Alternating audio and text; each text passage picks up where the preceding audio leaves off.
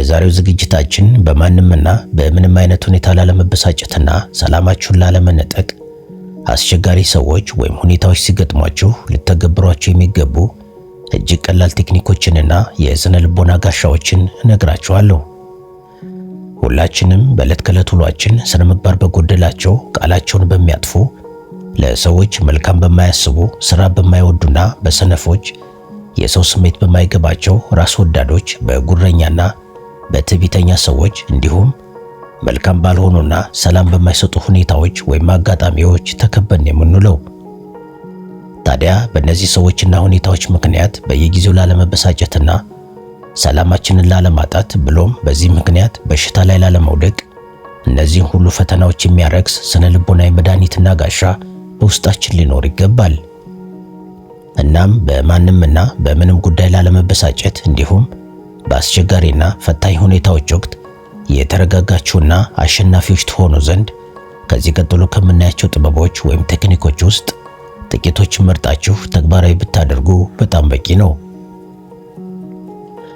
አንደኛ፣ የሰዎችን መጥፎ ባህሪ ልክ እንደ ተፈጥሮ ክስተት ወይም ናቹራል ፌኖሜና ተቀበሉት።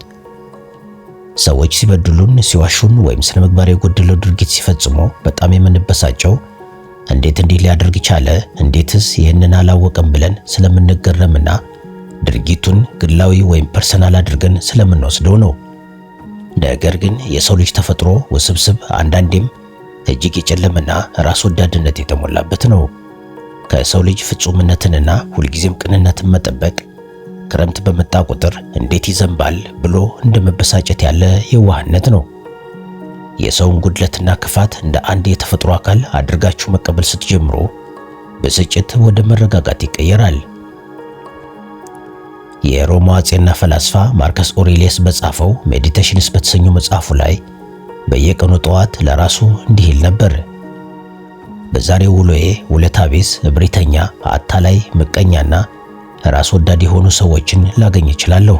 እነዚህ ሰዎች እንደዚህ የሆኑት ክፉና ደጉን መለየት ስለተሳናቸው ነው። እኔ ግን ማንም ሰው በእኔ ላይ የሥነ ምግባር ጉድለት ሊያስተላልፍብኝ ስለማይችል አልበሳጭም ብሎ ጽፏል። ይህ እጅግ ጥልቅ የሆነ የነጻነት መንገድ ነው። ማርከስ ኦሬሊየስ እያለን ያለው የሰዎች መጥፎ ባህሪ የሚመነጨው ከራሳቸው የውስጥ ሕመምና ድንቁርና ስለሆነ የእነሱ ድርጊት ውስጣችሁን እስኪቆጣጠር ድረስ ቦታ ልትሰጡት አይገባም ነው። አንድ ሰው አላግባብ ሲያስቀይማችሁ ወይም ሲያበሳጫችሁ ድርጊቱን እናንተ ላይ እንደተተኮሰ ጥይት አትመልከቱት። ይልቁኑ ሰውየው የራሱን የውስጥ ቁስል፣ ጭንቀትና የዝቅተኝነት ስሜት ወደ ውጭ እያንጸባረቀ መሆኑን በሚገባ ተረዱ። ዝናብ ሲዘንብ እንደማትበሳጩትና ዣንጥላ ዘርግታችሁ እንደምታልፉት ሁሉ መርዛማ ሰዎች ሲያጋጥሟችሁም የስነ ልቦና ዣንጥላችሁን ወይም ኢሞሽናል ዲታችመንት ዘርግታችሁ እለፏቸው። የሰዎችን ህመም የራሳችሁ ዕዳ አታድርጉት። እነሱ በፈጠሩት የጭቃ ዘግት ውስጥ ገብታችሁ አብራችሁ አትበላሹ። ታዲያ ይህንን ጥበብ በዕለት ከዕለት ውሏችሁ ለመላበስ በየቀኑ ጠዋት ከቤት ከመውጣታችሁ በፊት ልክ ማርከስ ኦሬሊየስ እንዳደረገው በዛ ቀን ሊያጋጥማችሁ የሚችሉትን አስቸጋሪ ሰዎች አስቀድማችሁ በአእምሯችሁ ሳሉ። ለምሳሌ የሚነጫነጨው አለቃችሁ ወይም አሰሪያችሁ፣ ራስ ወዳዱ ጓደኛችሁ፣ ስሜታችሁን በቅጡ ማንበብ የሚሳነው ወይም የሚሳናት የትዳር አጋራችሁ፣ ሰነፍና ሰበብ ደርዳሪው የሥራ ባልደረባችሁ ወዘተ። ከዛም ለራሳችሁ እንዲህ በሉት፣ ዛሬ የሰዎች ባህሪ ዝናባማና ማዕበል የበዛበት ሊሆን ይችላል። እኔ ግን የራሴን የሰላም ዣንጥላ ይዤ እወጣለሁ ብላችሁ ንገሩት። ነገሩ አስቀድሞ ሲጠበቅ ወይም አንቲሲፔትድ ሲሆን ሲከሰት የሚመጣው የብስጭት ንዝረት ወይም ሾክ ቫልዩ ሙሉ በሙሉ ይጠፋል። ሁለተኛ፣ እያንዳንዱን ድርጊት ከእናንተ ጋር አታያይዙት። በማህበራዊ ግንኙነታችን ውስጥ እጅግ ለከፋ ብስጭትና ቁጣ ከሚዳርጉን ትልልቅ የስነ ልቦና ወጥመዶች አንዱ ሰዎች የሚያደርጉትን ነገር ሁሉ እኔን ለመጉዳት አስበው ነው ብሎ የማሰብ ልማድ ነው። ይህ ልማድ ደግሞ የሌላውን ሰው ስህተት፣ ቸልተኝነት ወይም ክፉ ንግግር ከራሳችን ማንነት ጋር እንድናያይዝ ያደርገናል። ነገር ግን ሰዎች የሚያደርጉት አብዛኛው ነገር ከእናንተ ጋር ምንም ግንኙነት የለውም። ሰዎች የሚዋሹት፣ ቃላቸውን የሚያጥፉት ወይም የሚቆጡት የራሳቸውን የውስጥ ፍርሃት፣ ጉድለት ወይም ጥቅም ለማስጠበቅ ብለው እንጂ ሁሌም ከእናንተ ውስጣዊ ባህሪና እውነተኛ ስብዕና ጋር ላያያዝ ይችላል። እናም የእነሱ መጥፎ ባህሪ የእነሱ ማንነት ማሳያ እንጂ የእናንተን ማንነት በፍጹም አይገልጽም። ታዋቂው ሜክሲኮዊ ጸሐፊ ዶን ሚጌል ሩዝ አራቱ ስምምነቶች ወይም ዘ ፎር አግሪመንት በተሰኘው ድንቅ መጽሐፉ ላይ እንዲህ ይላል። ማንኛውንም ነገር ግላዊ አድርገህ አትውሰድ። ሌሎች ሰዎች የሚያደርጉት ምንም ነገር በአንተ ምክንያት አይደለም። የሌሎች ሰዎች ድርጊት የራሳቸው እውነታ፣ የራሳቸው ህልምና የራሳቸው ህመም ነጸብራቅ ነው። ራስህን ከሌሎች አስተያየትና ድርጊት ነፃ ስታወጣ የከንቱ ሲቃይና ብስጭት ሰለባ ከመሆን ትድናለህ ይላል። አንድ ሰው ፊት ለፊት መጥቶ ቢሰድባችሁ እንኳን ስድቡ የእሱን የውስጥ ብስጭትና መርዝ ወደ እናንተ ለማስተላለፍ የሚያደርገው ሙከራ እንጂ የእናንተን እውነተኛ ማንነት የሚገልጽ አይደለም። ነገር ግን ስድቡን ግላዊ ስታደርጉትና ቦታ ስትሰጡት መርዙን ጠጣችሁት ማለት ነው። የሰዎችን ድርጊት ግላዊ ማድረግ ስታቆሙ የውስጥ ሰላማችሁ በማንም ሰው እጅ የማይነካ ይሆናል። አንድ ሰው ስልክ ባያነሳ ንቆይ ነው ብላችሁ ከመበሳጨት ይልቅ የራሱ የሆነ የህይወት ውጣ ውረድ አጋጥሞት ይሆናል ወደሚል ሰፊና ነፃ አስተሳሰብ ትሸጋገራላችሁ። የእናንተን ማንነት ወይም ኢጎ ከሌሎች ሰዎች ድርጊት ጋር አለማቆራኘት ከፍተኛው የስነ ልቦና ብስለት ነው።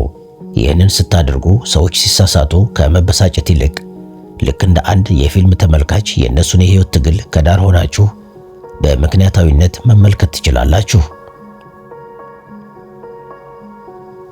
ሶስተኛ፣ የህይወታችሁን ትልቅ ዓላማ አሻግራችሁ ተመልከቱ።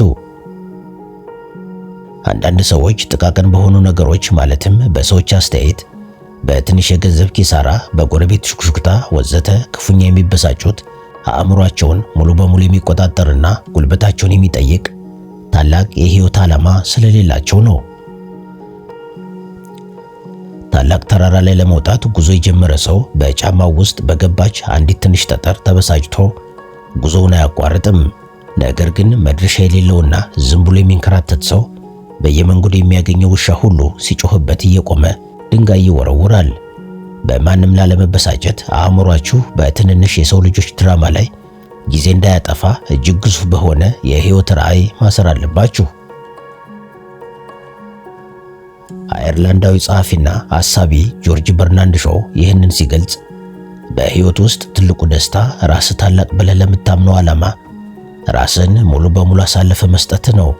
አለበለዚያ ግን ዓለም እኔን ለማስደሰት አልሰራችም እያልክ በየቀኑ በትንንሽ በሽታዎች፣ በሰዎች አስተያየትና በብስጭት የምታለቅስ ራስ ወዳድና ከንቱ ፍጡር ሆነ ትቀራለህ ብሏል።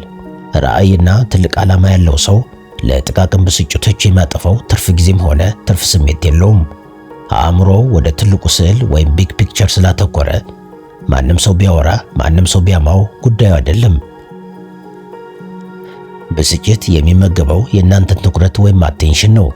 ትኩረታችሁን ሙሉ በሙሉ ከሰዎች ባህሪ ላይ አንስታችሁ ወደ ህልማችሁ፣ ወደ ስራችሁና ወደ ውስጣዊ እድገታችሁ ስታዞሩት የሚያበሳጩ ነገሮች ሁሉ ነዳጅ ያጣሉ።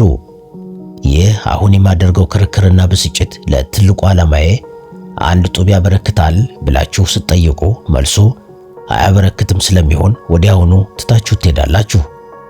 ስኬታማና ባለራዕይ ሰዎች የማይበሳጩት ስሜት ስለሌላቸው ሳይሆን ስሜታቸውን ከንቱ በሆነ የሰው ልጆች ጸብ ላይ ማባከን እንደ ትልቅ ኪሳራ ስለሚቆጥሩት ነው።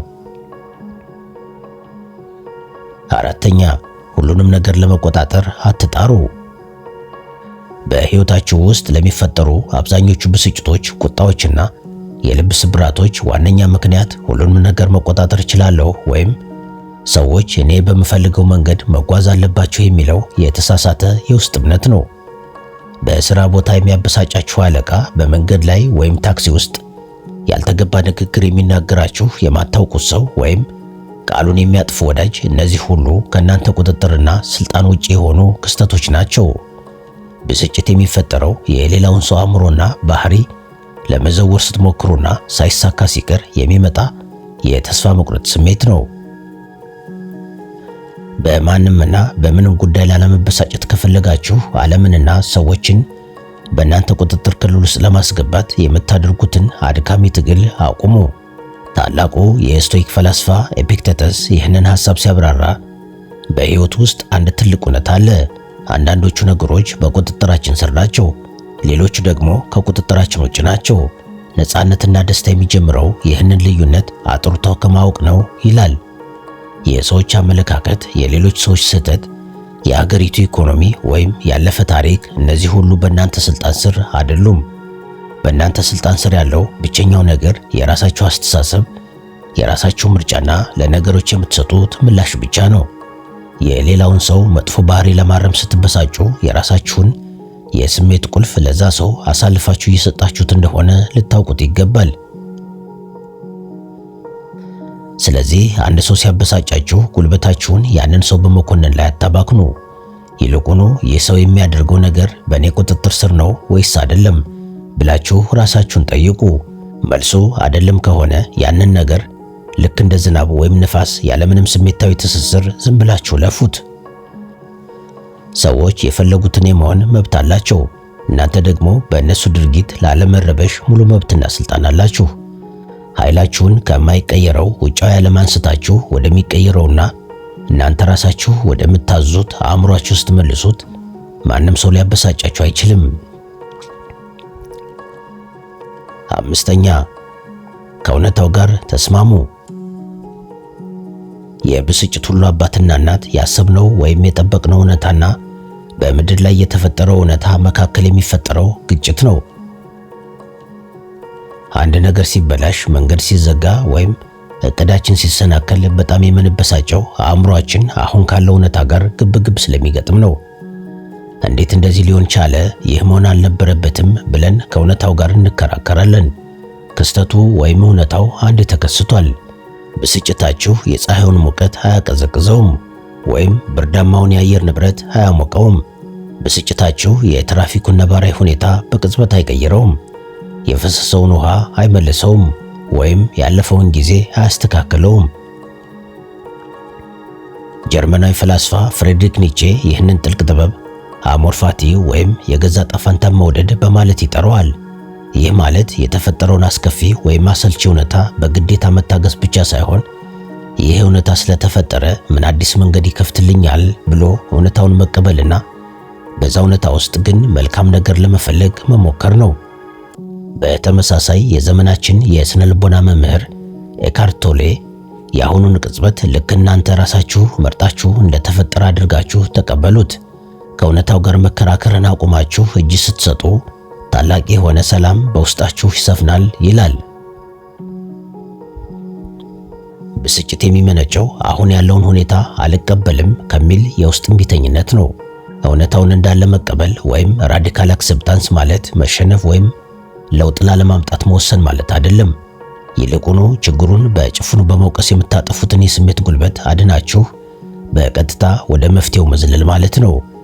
ኮምፒውተራችሁ ድንገት ጠፍቶ የሰራችሁት ስራ ቢጠፋ እንዴት ይጠፋል ብሎ ጠረጴዛ ከመምታት ይልቅ ጠፍቷል፣ አሁን ምንድነው ማድረግ የሚችለው ወደሚል የመቀበል አቋም መምጣት አእምሯችሁን ከብስጭት አዙሪት ውስጥ አውጥቶ የነገሮች ባለቤትና የመፍትሄ ሰው ያደርጋችኋል። ታዲያ ይህንን ጥበብ ባህሪያችሁ ለማድረግ አንድ የሚያበሳጭ ክስተት ሲያጋጥማችሁ ከመበሳጨታችሁ በፊት ጥልቅ ትንፋሽ ውሰዱና ጮክ ብላችሁ ወይም በውስጣችሁ ይህ አሁን ያለ እውነታ ነው፣ ከእውነታው ጋር አልከራከርም በሉ። በመቀጠል ስለዚህ ጉዳይ ለምን ብሎ ከመጠየቅ ይልቅ አሁን ምን ላድርግ ብላችሁ አቅጣጫችሁን ቀይሩ። ይህ ልምምድ የተዘጋውን የአንጎላችሁን በር ከፍቶ ስሜታዊነትን በምክንያታዊ የመፍትሄ ፍለጋ ይተካዋል። 6ኛ ከሰዎች ላይ ያላችሁን የሥነ ምግባርና የፍጹምነት ፍላጎት ወይም ኤክስፔክቴሽንስ ሙሉ በሙሉ አንሱ። ሰዎች ሁልጊዜም ታማኝ፣ ደግ፣ ምስጋና የሚያውቁና ትክክለኛ እንዲሆኑ እንጠብቃለን። ለዚህም ነው ውለታ ቢስነት ሲገጥመን፣ ጓደኛ ሲከዳን ወይም የሥራ ባልደረባችን ሥራውን በአግባቡ ሳይሰራ ሲቀር ክፉኛ የምንበሳጨው።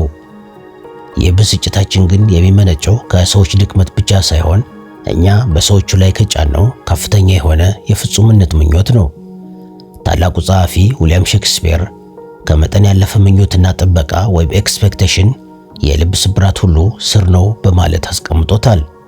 ከሰው ልጅ ተፈጥሮ በላይ የሆነ ባህሪን ስንጠብቅ ራሳችንን ለብስጭት አሳልፈን እንሰጣለን። የሮማ ፈላስፋ ሴኔካ ስለ ቁጣ በጻፈው ድርሳኑ ላይ ብስጭታችንና ቁጣችን የሚመነጨው ስለ ሰው ልጅ ተፈጥሮ ካለን የተሳሳተና እጅግ ብሩክ ከሆነ አመለካከት ወይም ኦቨር ኦፕቲሚዝም እንደሆነ ይገልጻል። ዓለም ፍትሃዊ ናት፣ ሰዎችም ጥሩ ናቸው ብለን ስለምናምን ክፉና ምቀኝነት ሲያጋጥመን እንደነግጣለን። በማንም ላለመበሳጨት የሰዎችን ድክመት እንደ ልዩና ያልተጠበቀ ክስተት ማየት ማቆም አለባችሁ። ውሻ ሲጮህ እንዴት ይጮሃል ብላችሁ አትበሳጩም፣ ምክንያቱም የውሻ ተፈጥሮ መሆኑን ስለምታውቁ። በተመሳሳይ የሰው ልጅ ራስ ወዳድ መሆኑን፣ ስህተት ሰሪ መሆኑን፣ አንዳንዴም አታላይ መሆኑን እንደ ተፈጥሮ ሕግ ተቀበሉት። ይህ ማለት ሰዎችን ሁሉ ጠርጥሮ ወይም የጨለማ አመለካከት ይኖራችሁ እያልኩ አይደለም። ነገር ግን ሰዎች መልካም ሲሆኑ እንደ ተጨማሪ በረከት ወይም ቦነስ፣ መጥፎ ሲሆኑ ደግሞ እንደ የተለመደ የሰው ልጅ ተፈጥሮ መቁጠርን መልመድ ይገባችኋል። ከሰዎች የምትጠብቁትን ነገር ወደ ዜሮ ስታወርዱት ማንም ሰው እናንተን የማሳዘን ወይም የማበሳጨት አቅም አይኖረውም። ከሰዎች ምንም በማትጠብቁበት ጊዜ የምታገኙት ማንኛውም ትንሽ ደግነት ታላቅ ደስታ ይሆንላችኋል። የሚመጣው ክፋት ደግሞ አስቀድሞ የተገመተ ስለሆነ ሰላማችሁን አያናጋውም። ታዲያ ይህንን ጥበብ በተግባር ለመለማመድ ወደ ማናቸውም ማህበራዊ መስተጋብር ማለትም ስብሰባ፣ የትራፊክ መጨናነቅ ወይም ከባድ ውይይት ከመግባታችሁ በፊት አእምሯችሁን እንዲህ ብላችሁ አዘጋጁት። በዚህ ቦታ የማገኛቸው ሰዎች ሊያረፍዱ፣ ሊዋሹ አሊያም ራስ ወዳድ ሊሆኑ ይችላሉ። እኔ ግን ከነሱ ምንም የምጠብቀው ፍጹምነት የለም በሉ። በዚህ ስነ ልቦናዊ ዝግጅት ወደ ስፍራው ስትሄዱ መጥፎ ባህሪ ሲገጥማችሁ አትደነግጡም። ጥሩ ባህሪ ሲገጥማችሁ ደግሞ በነፃነት ታመሰግናላችሁ። ይህ አእምሮን ከብስጭት ነፃ የሚያወጣ ወሳኝ ጥበብ ነው። ሰባተኛ፣ በድርጊቱና በምላሻችሁ መካከል ያለውን የስነ ልቦና ክፍተት አስፉት። ብስጭትና ቁጣ አብዛኛውን ጊዜ አውቶማቲክ የሆኑ ምላሾች ናቸው። አንድ ሰው መጥፎ ቃል ሲናገር አእምሯችን ወዲያውኑ የመከላከል ወይም የመልሶ ማጥቃት ትዕዛዝ ያስተላልፋል። በዚህ ቅጽበታዊ ምላሽ ውስጥ ነው ትልቁን ስህተት የምንሰራውና ሰላማችንን የምናጣው። በማንም ላለመበሳጨት ይህንን ፈጣን የነርቭ ስርዓት ዑደት መስበር ግድ ይላችኋል። በዛ መጥፎ ድርጊትና በእናንተ የመጨረሻ ምላሽ ወይም ሪስፖንስ መካከል ያለውን ጊዜ ወይም ክፍተት ማራዘም እጅግ ታላቅ ጥበብ ነው። በናዚ የማጎሪያ ካምፕ ውስጥ እጅግ አሰቃቂ መከራን አሳልፎ የተረፈው ታዋቂው የስነ ልቦና ጠበብት ቪክቶር ፍራንክል እንዲህ ይላል። በአነቃቂው ድርጊት ወይም ስቲሙለስና በምላሻችን ወይም ሪስፖንስ መካከል አንድ ክፍተት ወይም ስፔስ አለ። በዛ ክፍተት ውስጥ ምላሻችንን የመምረጥ ኃይላችንና ነፃነታችን ይገኛል። በእኛ ምላሽ ውስጥ ደግሞ የእድገታችንና የነፃነታችን ምስጢር ተደብቋል ይላል። ማንም ሰው የፈለገውን ቢያደርግ እናንተ ያንን ክፍተት ካሰፋችሁት የሰውየው ድርጊት እናንተ ላይ የሚያመጣው ተጽዕኖ ከንቱ ይሆናል። ብስጭት የሚፈጠረው የሰውየው ድርጊት በቀጥታ አእምሯችሁን ዘልቆ ሲገባ ነው። ይህንን የጊዜ ክፍተት መፍጠር ማለት የሰዎችን ድርጊት እንደ መረጃ እንጂ እንደ ትዕዛዝ አለመቀበል ማለት ነው። አንድ ሰው ሲጮህባችሁ አብራችሁ ለመጮህ ከመቸኮልና ከመነሳሳት ይልቅ ለጥቂት ሰከንዶች ትንፋሻችሁን ዋጥ አድርጋችሁ ያዙና የሰው አሁን እየጮኸ ነው፣ እኔ ደግሞ በተቃራኒው መረጋጋትን መርጫለሁ ብላችሁ አስቡ። ይህን ስታደርጉ በዛች አጭር የሰከንድ ክፍተት ውስጥ ስልጣን ከሰውየው እጅ ወጥቶ ወደ እናንተ እጅ ይገባል። ብስጭት ነዳጅ የሚያገኘው ከእናንተ ፈጣን ምላሽ ነው። እናንተ ዝም ስትሉ፣ የተረጋጋና የታሰበበት ምላሽ ስትሰጡ የሰውየው ቁጣ የራሱን ነፍስ ከማቃጠል ውጪ እናንተን ሊነካችሁ አይችልም። ታዲያ ይህንን ጥበብ ባህሪያችሁ ለማድረግ አንድ የሚያበሳጭ ነገር ሲገጥማችሁ ወዲያውኑ ከመናገራችሁ በፊት ወይም ከምትፈጽሙት ድርጊት በፊት በውስጣችሁ ከ1 እስከ 5 ቁጠሩ። በእነዚህ 5 ሰከንዶች ውስጥ በጥልቀት ተንፍሱ። ይህ አጭር ጊዜ አእምሯችሁ ከስሜታዊ ክፍል ወይም አሜግዳላ ወደ ምክንያታዊ ክፍል ወይም ፕሪፍሮንታል ኮርቴክስ እንዲሸጋገር ያደርገዋል። ይህንን ስታደርጉ የምትሰጡት ምላሽ ከብስጭት የመነጨ ሳይሆን ከጥበብና ከጥንካሬ የመነጨ ይሆናል። 8ኛ፣ ሁልጊዜ ትክክል የመሆን ወይም the need to be right አባዜን ሙሉ በሙሉ ተዉት። ብዙዎቻችን ከምንበሳጭባቸውና ሰላማችንን ከምናጣባቸው ዋነኛ ምክንያቶች መካከል ትልቁን ድርሻ የሚወስደው ሰዎች ከኛ የተለየ ሐሳብ ሲያራምዱ፣ ተሳስተሃል ሲሉን ወይም እኛ ያልነውን ሳይቀበሉ ሲቀሩ የሚፈጠረው የውስጥ ግጭት ነው። የሰው ልጅ ውስጣዊ ማንነት ወይም ኢጎ ሁልጊዜም ትክክል መሆንን፣ አዋቂ መሆንንና የበላይነትን ይፈልጋል። አንድ ሰው ሐሳባችሁን ሲቃወመው አእምሯችሁ ይህንን እንደ ግላዊ ጥቃት ስለሚቆጥረው ራሳችሁን ለመከላከልና እኔ ነኝ ትክክል ብላችሁ ለማሳመን ወደ ማለቂያ የሌለው የብስጭትና የክርክር አዙሪት ውስጥ ትገባላችሁ። ታዋቂው የስነ ልቦናና የመንፈሳዊነት ሐሳቢ ዶክተር ዌን ዳየር ይህንን ጉዳይ እጅግ በሚደንቅ አገላለጽ ሲያብራራ በሕይወቱ ውስጥ ትክክል ከመሆንና ደስተኛ ከመሆን መካከል አንዱን መምረጥ ሲኖርብህ ሁልጊዜም ደስተኛ መሆንን ምረጥ ይላል። የሰዎችን አመለካከት ለማረምና የራሳችሁን ትክክለኛነት ለማስከበር የምታደርጉት ትግል እጅግ አድካሚና ሰላማችሁን የሚነጥቅ ከንቱ ልፋት ነው። ሰዎች በምታነሱት ሐሳብ ያለመስማማት ሙሉ መብት አላቸው። የእናንተ ሥራ በእያንዳንዱ ነገር ዓለም ላይ ያሉ ሰዎችን ሁሉ ማሳመን አይደለም። ስለዚህ የሌላውን ሰው አመለካከት ለማሸነፍ ብላችሁ ሰላማችሁን አታስረክቡ። ትክክል መሆናችሁን ለሌሎች በማስረዳት አእምሯችሁን አታድክሙ። የራሳችሁን እውነትና ትክክለኛነት በውስጣችሁ አውቃችሁ ከያዛችሁት የሌሎች ሰዎች አለመቀበል ሊያበሳጫችሁ አይችልም።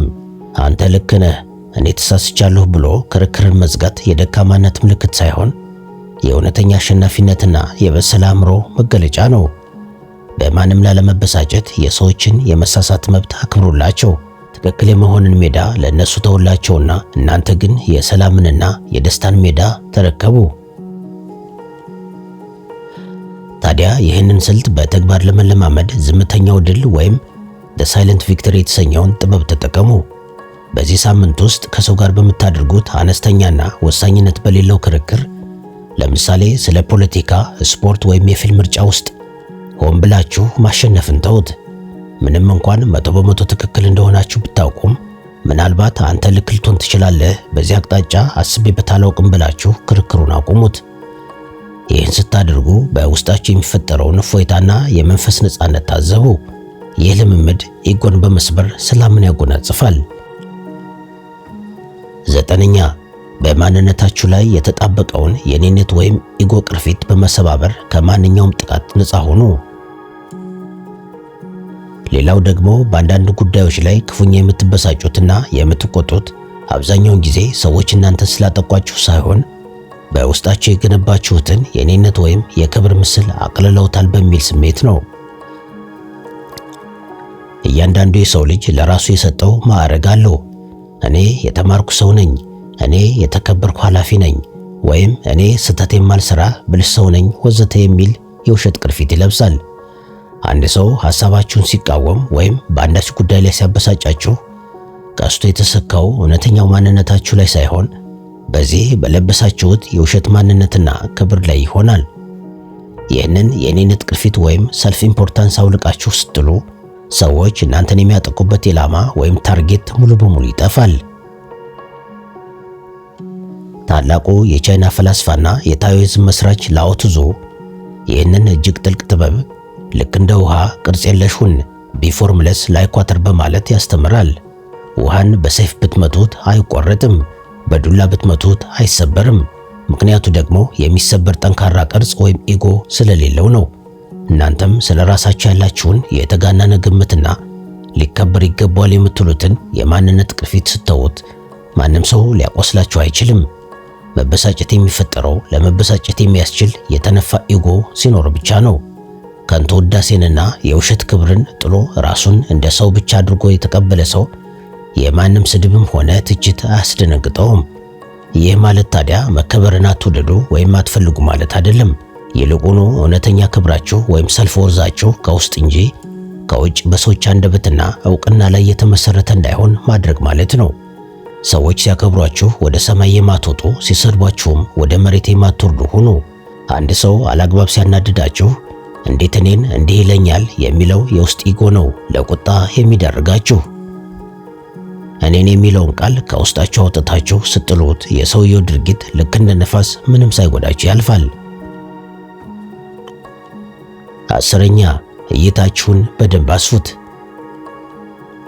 በየቀኑ ለሚያጋጥሙን ጥቃቅን ብስጭቶች ማለትም ለሰው ልጆች ክፋት፣ ለትራፊኩ መጨናነቅ፣ ለተለመዱት የጓደኞቻችን መጥፎ ባህሪዎችና ወዘተ ከልክ ያለፈ ስሜታዊ ዋጋ የምንሰጠው ሕይወትን የምንመለከተው እጅግ ጠባብ በሆነ የማጉያ መነጽር ውስጥ ስለሆነ ነው። በዛች ጠባብ እይታ ውስጥ የሌላ ሰው መጥፎ አስተያየት ወይም የተበላሸ አመለካከት የዓለም መጨረሻ ይመስልናል። በማንም ላለመበሳጨት እጅግ ፈጣኑና ኃይለኛው መንገድ አእምሯችሁን ከዚህ ጠባብ እይታ አውጥታችሁ ወደ ሩቁ የጠፈርና የዘመናት ርቀት ማሻገር ነው። ይህ ማለት የአስተሳሰብ አድማሳችሁን በእጅጉ ማስፋት ማለት ነው። ከላይ ሆናችሁ ወደ ታች ማየት ስትጀምሩ የሚያበሳጯችሁ ነገሮች በሙሉ እዚህ ግባ የማይባሉ ትንንሽ የአቧራ ብናኞች ሆነው ታገኟቸዋላችሁ። የሮማው አጼና ፈላስፋ ማርከስ ኦሬሊየስ በስልጣን ዘመኑ ያጋጠሙት የነበሩትን ክህደቶችና ብስጭቶች ያሸንፍ የነበረው በዚህ ጥበብ ነው። ሁልጊዜም ከላይ ወደ ታች ተመልከት። እጅግ ግዙፍ የሚመስሉ የሰው ልጆች ስብስብ ጦርነታቸው፣ ጩኸታቸው፣ መወለድና መሞታቸው ከዘላለማዊ ጊዜ አንጻር ሲታይ ልክ እንደ ጉንዳኖች ትርምስ ነው ይላል። ዛሬ ክፉኛ ያበሳጫችሁ ሰውና እናንተ ከጥቂት አስርት ዓመታት በኋላ ምናልባትም ላትኖሩ ትችላላችሁ። ከዓመታት በኋላ ይህ ዛሬ ያበሳጫችሁና እንቅልፍ ያሳጣችሁ ጉዳይ በማንም ዘንድ አይታወስም። ታዲያ ይህችን አጭርና ውድ የሆነች እስትንፋስ ጊዜ ለምን በማይረባ ሰውና በማይረባ ክስተት በመበሳጨት ታቃጥሏታላችሁ? ይህ የማክሮ እይታ ወይም ማክሮ ፐርስፔክቲቭ የሰው ልጅ ድራማዎችና እብሪቶች ወደ እውነተኛ መጠናቸው ያሳንሳቸዋል። አንድ ሰው መጥቶ ቢጮህባችሁ ያንን ጩኸት ከጠፈር ላይ ሆናችሁ እንደምትሰሙት አስቡ። ወዲያውኑ ድርጊቱ አስቂኝና ትርጉም አልባ ሆኖ ታገኙታላችሁ። አእምሯችሁ የዘላለማዊነትን ስፋት ሲረዳ ጊዜያዊ ለሆኑ የሰው ልጆች ጅልነት ጀርባውን ይሰጣል። በምድር ላይ ያለ ማንኛውም ክስተት የእናንተን የውስጥ ሰላም ለመስረቅ የሚያስችል በቂ ክብደት እንደሌለው ስትገነዘቡ በፍጹም አትበሳጩም። ይህንን ጥበብ ለመላበስ ታዲያ አንድ ሰው ወይም ሁኔታ ሲያናድዳችሁና ልባችሁ በፍጥነት መምታት ሲጀምር ወዲያውኑ ቆም በሉና ራሳችሁን ይህን ወሳኝ ጥያቄ ጠይቁ። ይህ ዛሬ የማየው ጉዳይ ከ5 ዓመት በኋላ ለእኔ ትርጉም ይኖረዋል? መልሱ 99 በመቶ ምንም ትርጉም አይኖረውም የሚል ነው። ከ5 ዓመት ወይም ከ1 ዓመት ወይም ከ1 ቀን በኋላ ትርጉም ለሌለው ነገር እጅግ ውድና ብርቅዬ የሆነውን ድጋሜም የማናገኘውን ጊዜ አሁንን በብስጭት ማሳለፍ እጅግ ከባድ የስነ ልቦና ኪሳራ ነው። 11ኛ ይቅርታን እንደ ስነ ልቦና የመርዝ ማጽጃ ወይም ዲቶክስ እንጂ ለበደለኞች የሚሰጥ ስጦታ አድርጋችሁ አትመልከቱት። ብዙ ሰዎች በማንም አለመበሳጨት ሲባል ሰዎች የሚሰሩትን ግፍ ችሎ ዝም ማለት ይመስላቸዋል።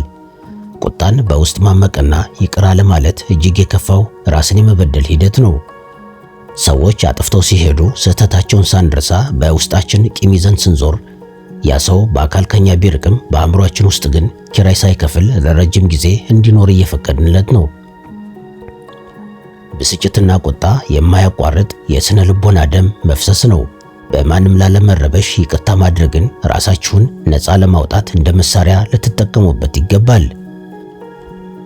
ይቅርታ ማድረግ ማለት የበደላችሁ ሰው ትክክል ነው ማለት አይደለም፣ ወይም ከሰውየው ጋር ግንኙነት አድሶ ማለትም አይደለም። ይቅርታ ማድረግ ማለት የኔ የውስጥ ሰላም አንተን ከመቅጣትና ካንተ ጋር በቁጣ ከመተሳሰር እጅግ በጣም ይበልጣል ብሎ አእምሮን ነፃ ማውጣት ወይም ዲታች ማድረግ ማለት ነው። የበደሏችሁን ሰዎች ይቅር ስትሉ እናንተን የማበሳጨትና የመቆጣጠር ኃይላቸውን ከመሰረቱ እየነቀላችሁት ነው። ቁጣና ብስጭት ከበዳዩ ጋር የሚያስተሳስር የማይታይ ገመድ አለው። ይቅርታ ግን ያንን ገመድ ይቆርጠዋል። ይህን ስታደርጉ ማንም ሰው የእናንተን ሰላም ሊያናጋው አይችልም። በየቀኑ አእምሯችሁን ከብስጭት ቆሻሻ ማጽዳት ለራሳችሁ ልታደርጉት የሚገባ ትልቁ ውለታ ነው። 12ኛ የሚያበሳጩ ሰዎችንና ክስተቶችን እንደ ስነ ልቦናዊ ጅም ወይም የማሰልጠኛ ስፍራ ተጠቀሙባቸው። ብዙዎቻችን የሚያበሳጩን ሰዎች የሰላማችን ጠላቶች፣ እንቅፋቶችና ከህይወታችን ቢጠፉልን የምንመኛቸው አጋጣሚዎች አድርገን እንቆጥራቸዋለን። ነገር ግን ይህ እጅግ የተሳሳተ አመለካከት ነው። በስነ ልቦና ጥበብ ውስጥ ሰላምና ትዕግስት እንዲሁ ዝም ብሎ በመመኘት ብቻ የሚመጡ ስጦታዎች ሳይሆኑ ልክ እንደ ጡንቻ በከባድ ልምምድ ወይም ፍሪክሽን የሚገነቡ ኃይሎች ናቸው። አንድ ሰው ትዕግስቱን ሊገነባ የሚችለው ትዕግስትን በሚፈታተኑ ሰዎችና አስቸጋሪ ሁኔታዎች ውስጥ በማለፍ ብቻ ነው። የሚያበሳጯችሁ ሰዎች የእናንተ ጠላቶች ሳይሆኑ የራሳችሁን የውስጥ ሰላም ጡንቻ እንድትገነቡ የተላኩላችሁ ነፃ የግል አሰልጣኞች ወይም ፐርሰናል ትሬነር አድርጋችሁ ቁጠሯቸው። የሮማው ፈላስፋ ሴኔካ ይህንን ሕግ ሲገልጽ አንድ ውድ የሆነ የከበረ ድንጋይ ያለምንም ፍትጊያ ወይም ፍሪክሽን ሊወለወልና ሊያበራ አይችልም። በተመሳሳይ የሰው ልጅም ያለ ፈተናና አስቸጋሪ ሰዎች ወደ ፍጹምነት ሊደርስ አይችልም ብሏል።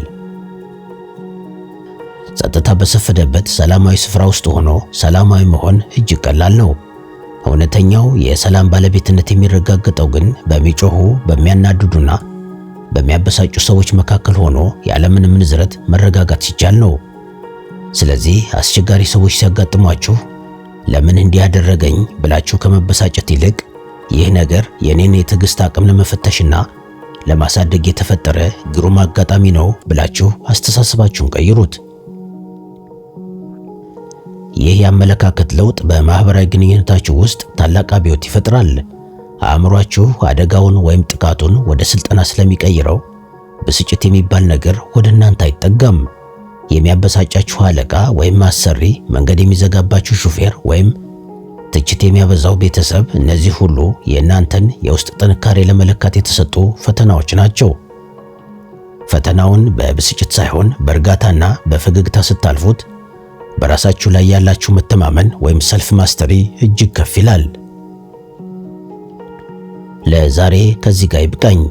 በሌላ ጊዜ በሌላ ጥሩ ሐሳብ እስክንገናኝ ሰላም፣ ፍቅርና ጤና ከእናንተ ጋር ይሁን።